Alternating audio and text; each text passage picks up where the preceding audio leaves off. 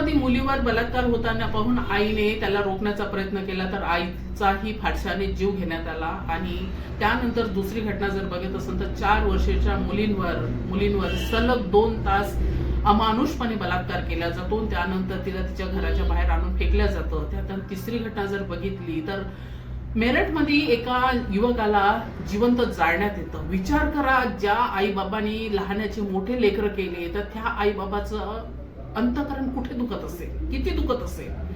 आणि यांना सर्वात महत्वाची गोष्ट म्हणजे असते ते यांच्या डोळ्यात डोळे टाकून पाहिलेलं यांना सहन होत नाही.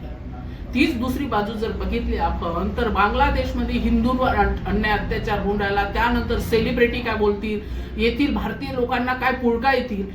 आणि त्यांनी जर बाउंड्री पार केली आणि ते भारतात जर आले तर ते हिंदू राहत नाही, तर ते काय बनतात, दलित बनतात. मग त्याच्या अन्याय अत्याचार कर, त्यांच्या लेकीबाईवर अन्याय अत्याचार कर, त्याला जिवंत जाळून टाका, काहीही फरक पडत नाही. यूपी मध्ये सध्या जे चालू आहे ते टकलू हैवानाचं राज चालू आहे. आणि टकलू हैवान हा अतिशय क्रूर व्यक्ती आहे. त्याच्यासाठी क्रूर पेक्षा आणखी दुसरी काहीही, हिटलर बनवतो, हिटलरही माणुसकीच्या बाहेर नव्हतं. ज्या लोकांना हिटलरने मारलेलं आहे ते माणसं मारण्यालायकच होती, कारण की त्यातील काही लोक हैवान जे आहे ते भारतात आलेले आहे. त्यामुळे भारताची ही दुर्दशा झालेली आहे.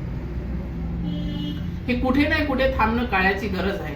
इथे दलित म्हणून जन्माला येणं सगळ्यात घातक झालेलं आहे. त्याही पेक्षा हिंदू म्हणून जो अन्याय अत्याचार होतो, तर हिंदू हा शब्दच आघाताचा शब्द आहे.